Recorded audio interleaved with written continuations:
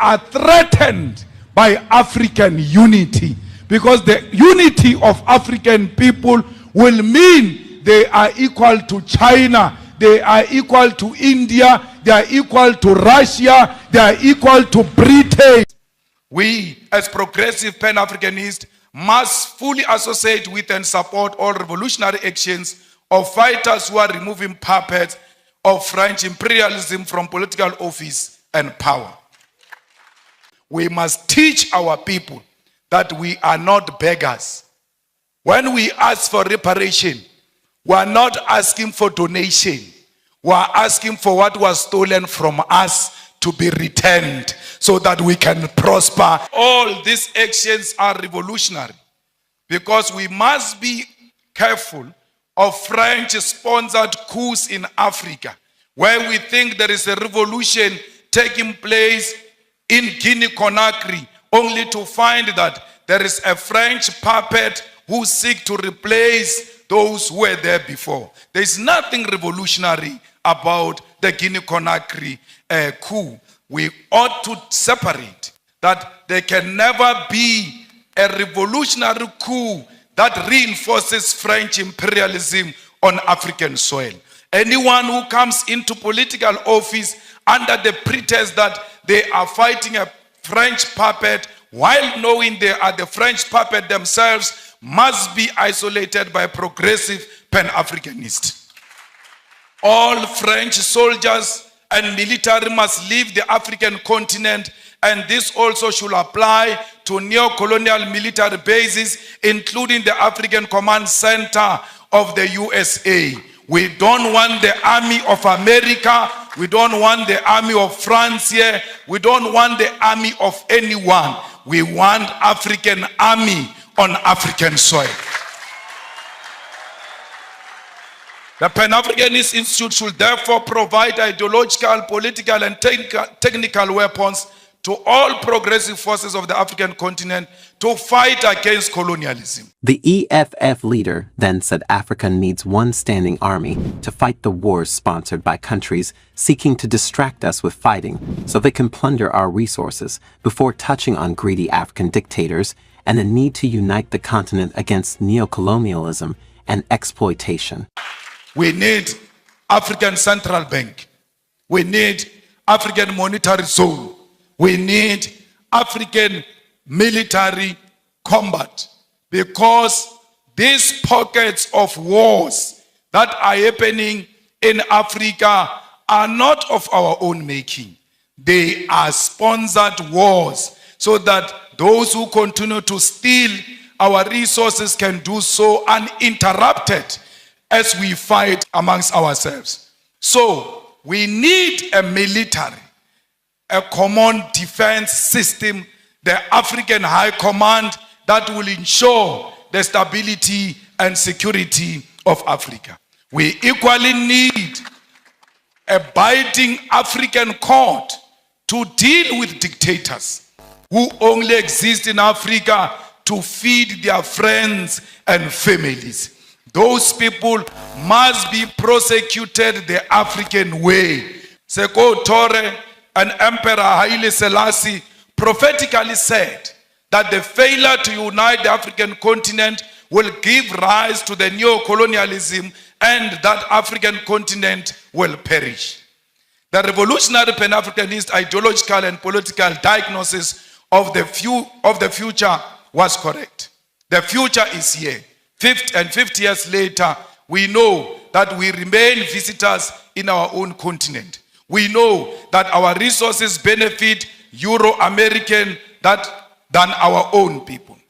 This is despite most African countries gaining independence from colonial rule since 1957. Massive, huge tracts of land, our mineral resources, our animals, our oceans are still owned and controlled by the colonial masters.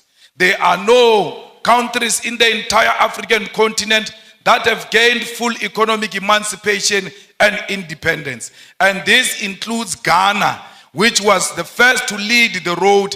Till to date, it can't claim that Africans in Ghana own the means of production. In 2016 report titled the new colonialism, reveals that there are 101 British companies listed on the London Stock Exchange that control. We are an organization that wants to unify the whole of Africa, have one currency, have one parliament, have one president, and have one military command. Because the reason we're fragmented like this and we're defeated is because the enemy enjoys and thrives when we're divided. We are not a regional organization. We are an international organization. When we go everywhere in the continent, the people come out in their numbers to come and receive the message of the EFF, because we're an international organization. That's why when we sing Nkosi Sikelele Africa, there where we say Morena Boloka, you say South Africa, and we insist yes, now we insist Africa. There's no South Africa in Nkosi Sikelele that we sing. There's Africa. Because there is no place called South Africa. South Africa is a geographical concept which seeks to give you direction. It's not a name of a place. We are in Africa.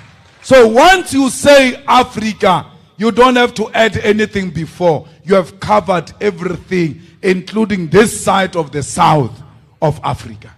Because we are an international organization. That's why the logo of the EFF has got no South African map. It has got African map. Because we are an organization that wants to unify the whole of Africa, have one currency, have one parliament, have one president, and have one military command. Because the reason we're fragmented like this and we're defeated is because the enemy enjoys and thrives when we're divided. They say to you, he says, remove borders. Why is he saying remove borders? He wants these people to come here. He wants these people to come here. There are no borders in Europe. The people who said to you, why do you want to remove borders? They don't have borders themselves. And we have not seen, because of borderless Europe, we have not seen the people of Italy moving to Britain. Because the pound is stronger, let's go to Britain than the euro. No. They've always stayed where they are. But they can eat breakfast in Italy and have lunch in Britain and have dinner in Spain without any hassle. Why? They are one people. They are enjoying each other. They embrace one another. But we must not do that. Once we do that, Malema says people must come here. They are going to take your jobs and all of that. Why are you allowing that? This Malema must be stopped. It's not true. In Lesotho, there is no fence between Free State and Lesotho. The people of Lesotho, what is the day today? Sunday. They are in Free State now as we speak. Around 5, 6, what's Opinda? Go back to Lesotho. There's no problem. They are together. They are one thing. So why didn't they move from Lesotho into Free State before even Malema existed and the EFF existed? Because there's never been a fence. There's no fence. Mashaba showed you. He went to Limpopo and said, yeah, look, there's no fence here between Zimbabwe and Limpopo. But when you go into Zimbabwe, there are still people there in Zimbabwe. They are staying there. Yet Mashaba confirmed there is no fence. And without fence, these people are going to come here. Malema says they must come here. There is no fence. Why are they not coming now? There is no fence. I said to you, mark that, we are led by fools.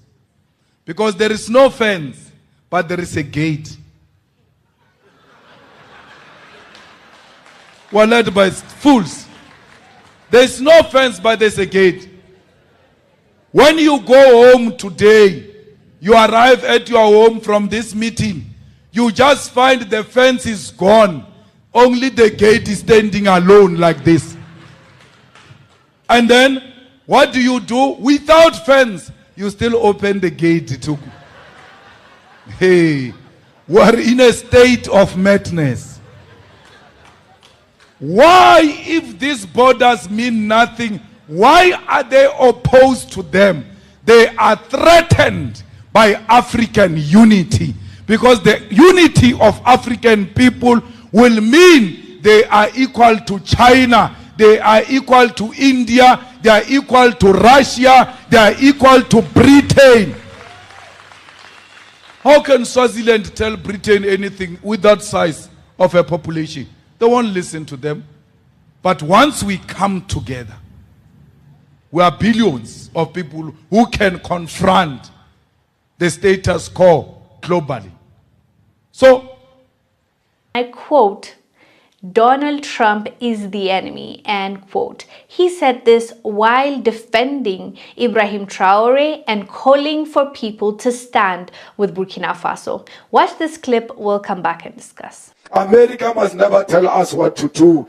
The same United States, which is furious at being cut off from the riches of Burkina Faso, cannot tell us what to do. We stand with Captain Traore. We stand with Traore because we know that Traore stands for the unity of Africa. We are Traore, and Traore is all of us. If they kill Traore, you must know they would have created another wound in the continent of Africa. We must defend him the same way we defend the unity of Africa. We must defend China for defying the USA and telling the USA to go to hell because they don't understand how the tariffs works. Donald Trump is an enemy of himself and all of us. Julius Malema made it very clear that we need to stand with Burkina Faso and Ibrahim Traore. He made it clear that he is not the enemy.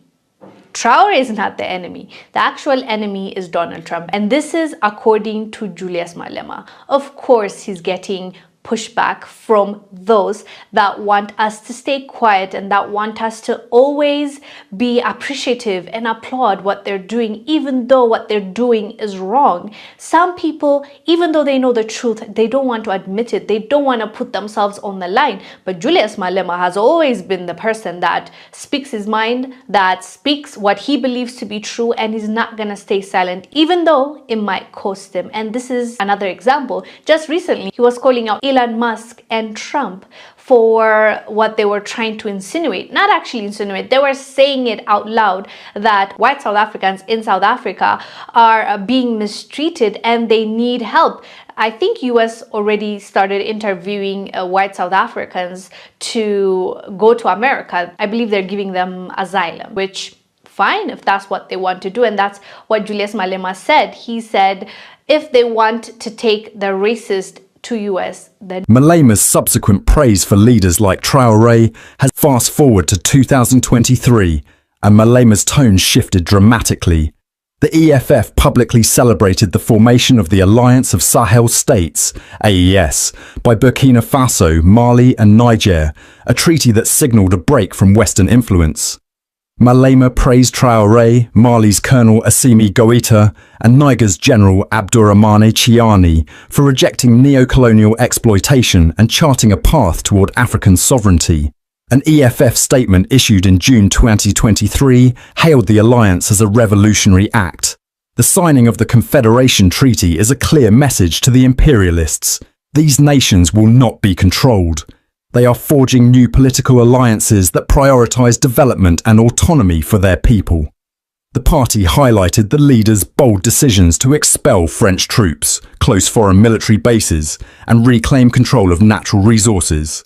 The EFF framed these actions as vital steps in dismantling exploitative structures imposed by former colonial powers.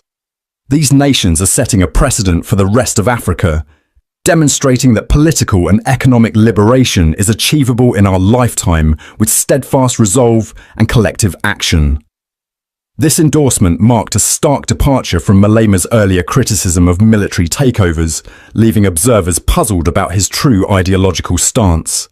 You see, the rise of Traoré, Goïta and Chiani has reshaped African geopolitics. Each leader has defied Western powers, opting for policies that prioritize national sovereignty over foreign partnerships. 1. Traoré, who came to power in Burkina Faso in September 2022, has been vocal about breaking free from neo-colonial exploitation. His administration expelled French troops and rejected foreign control over the nation's resources. Traoré's leadership has inspired a wave of Pan-African solidarity, but Malema's latest accusations threaten to undermine this perception. 2. Colonel Assimi Goïta. In Mali, Goïta has pursued similar policies, expelling foreign forces and seeking alliances that prioritize African interests. His government has positioned Mali as a leading voice against neo-colonialism. 3. General Abdourahmane Chiani. Niger's leader, Chiani, joined the AES Confederation in 2023, signaling a commitment to collective African resistance. His administration has faced criticism for its military origins, but continues to advocate for economic independence. EFF's anti-imperialist rhetoric has consistently emphasized the historical exploitation of Africa by colonial powers. The party accuses Western nations of fueling conflicts to secure resource extraction, leaving African nations impoverished. Westerners consider that we belong to them, and our wealth also belongs to them. This era is gone forever, Traoré famously declared, a sentiment echoed by Malema's party. However, Malema's recent comments complicate this narrative. His allegations against Traoré risk alienating allies in the Pan-African movement and undermining efforts to build a united front against neo-colonialism. The EFF has consistently called on African youth to lead the charge against imperialism. In a recent statement, the party urged young Africans to elect leaders committed to Pan-Africanism and protect them from Western interference. Together, we will challenge the remnants of colonial exploitation and build an integrated Africa where mineral wealth serves the economic freedom of the African child. This call to action underscores the party's vision of a self-reliant, united Africa. Julius Malema remains an enigmatic figure in African politics. His shifting stance on military takeovers and revolutionary leaders reflects the complexities of navigating a continent still grappling with its brothers and sisters. Now, this is going to piss off the Western countries, and it is going to piss off the government of France, Emmanuel Macron, the White House, and Washington, because things have been happening in the motherland of late, and we are seeing our leaders coming together to unite. We've seen leaders running away from the puppet behaviors and are running away from the Western colonizers who have taken advantage of our own continent and who have looted everything in this continent. Now, in the recent days, if you've been so keen on the internet, you are going to realize that there has been much grown talk about the Black unity, Pan-Africanism, and to exploitation of mineral resources in Africa, and of corruption that has been perpetuated by these Western countries. Now, bringing back the children of Africa back to the motherland, and the need for African continent to be sovereign and remain independent. Now, in the recent move in South Africa and in Burkina Faso and in most African countries, you are going to realize that presidents are now have started talking about how Africa should be independent and how the land of Africa should remain to the Black people who belong to this continent.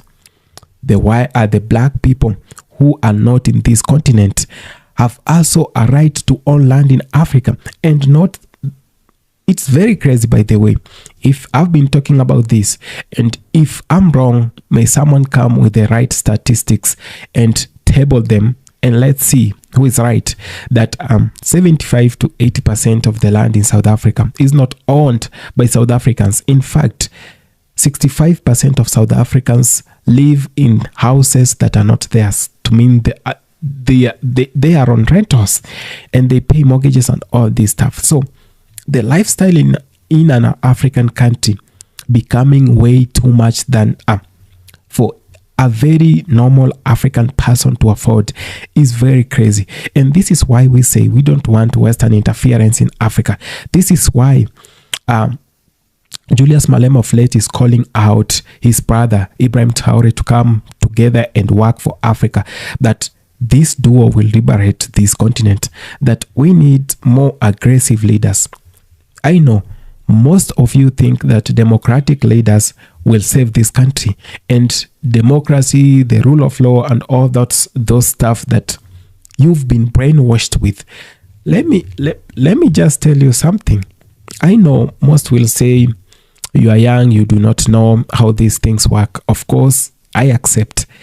But one thing in my few years that I've lived, and I know the rule of law, democracy, these are the two terms that the Western countries have used to colonize Africa.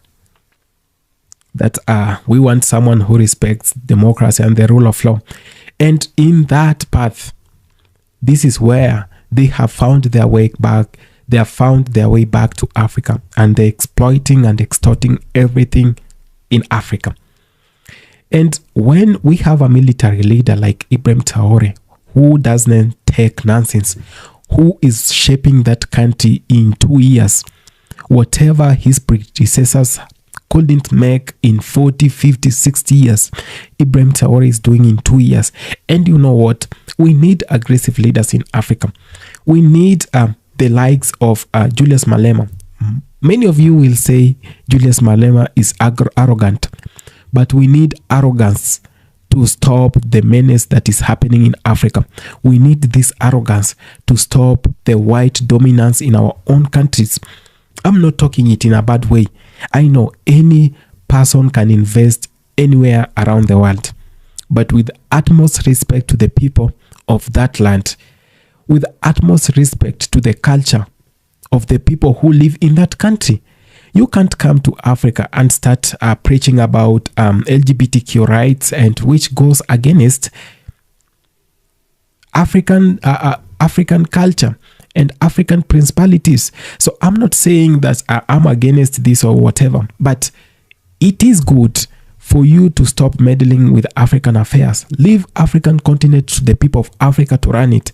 You come to Africa from south to western to east, from south to the northern part, from the eastern to the western part. People are talking French, people are talking Belgium, people are talking Spanish, people are talking Germany, people are talking German, people are talking English, and all this other stuff. These are the languages that were brought along with colonization, that we were colonized, later on brainwashed, and we have an African continent where the African norms and culture is dying. Then the whiteness or the white culture is now dominating Africa. People want to dress like them. People want to eat pizza like them. People want to do things as them. Now, if we are going to live this way, if we are going to live their lives in Africa, if we black people are going to do the same way they do, then it will be the highest level of brainwashing, because we were colonized, brainwashed a little bit. We remained with our culture, and our brothers and sisters who are taken to the other part of the world, they were stripped of their culture. They do not have a culture because their culture was taken away, religion was taken away, so many other things were taken away, their freedoms were taken away. Then they were given other cultures, they were given other religions, and they were meant to believe in them. And this level of brainwashing is still happening even in Africa. This is why when we see leaders like Ibrahim Traore, leaders like Julius Malema, Dr. Arikana coming out to say, we want black unity. We want the children of Africa home. This is the best we can have in Africa. Leave alone the Democrats who are running around Africa looting everything. It's, by the way, those people calling themselves Democrats in Africa and around the world, they have looted every single penny from the taxes. They have looted all resources that belong to the country and that belong to the citizens. Now, these are the same people who have allowed exploitation of our mineral resources by the Western countries, are the same people running corruption, are the same people who have sold our lands to the Western companies. Now, I was doing my research and I saw KFC and so many other companies. KFC, there is other one that is used to sell gas. I won't mention it. And so many other companies have gained land, have access to acres of lands in Africa, the whole of the African continent. And I was going through a masterpiece, and someone was really explaining this, that most of the governments in Africa have been giving free land to companies like the KFC. And they have been giving these lands and later on being bribed, in that KFC has been owning a lot more land. They are not even paying rent in some countries. They have been given direct land with title deeds. Now they have the ownership of those lands because the governments are allowing them. I know it is good to do business, but do business with utmost respect. This government's doing this in Africa, while the common African man, while the common African woman with the children, and they lack land, living very low standard lives, and the government is going ahead to give land to these multinational companies in Africa for them to be praised by the likes of the Joe Bidens and all this, by the Bill Gates of this world. So we really do not want to see these things happening. And this is why we are rooting for people like Ibrahim Traore, Julius Malema. You might say all things, but I'm very sure if we give a chance to people like Julius Malema to lead this continent, for the likes of Ibrahim Traore to lead this continent, Dr. Arikana being there to advise them, we are not going to lose focus. It is their biggest fear if the likes of Julius Malema will join Ibrahim Traore and form an alliance to fight for Africa. I know, even if it is in the holy books that Babylon did fall, right? And the Babylon is going to fall. When I talk of Babylon, I talk of these oppressive countries that have been there, that have been conditioned to oppress Africa, that we black folks around the world do not have anything that belongs to us. The gold in our lands, the mineral resources in our lands belong to them. Our children belong to them. Everything belongs to them. The only thing that belongs to us is oppression, and oppression. This must come to an end. And if this has to come to an end, then we, the people in Africa, and the black people of let me just say the black community around Africa, around the world, I mean, must first support the unity of the motherland and that of the black community as well, and must support Pan-Africanism. If you do not know something about Pan-Africanism, I feel like go learn about Pan-Africanism. Promote the end to exploitation of mineral resources in Africa. Speak about this and stand against the exploitation of African resources. Now, let's speak about ending corruption. Corruption is whatever have made these puppet leaders to be in power for the longest time, and to help them continue looting Africa. Now, bring back the children of Africa back to the motherland. It has been the wish of Ibrahim Traore to bring all the children of Africa who are willing, because others are not yet willing because they have heard stories about Africa which are very negative. So bring those who are willing to Africa. Those who can invest, and those who just want to stay, let them live in the land of their mother, in the motherland. And lastly, let Africa be liberated, and let African land remain to black folks around the world, and not to these multinational companies that have looted Africa, that continue looting from black people. So we say no to exploitation, and we say no to corruption, and we say no to looting of African land, and we say yes to black unity. We say yes to Pan-Africanism. We say yes to the children of Africa coming back home. Thank you so much for having taken the time to watch this video, brothers and sisters. I hope you all have enjoyed this masterpiece, and we continue bringing you episodes of Black Unity. So stay tuned. If it's your first time, please consider subscribing, sharing, commenting, and liking this video. Thank you so much.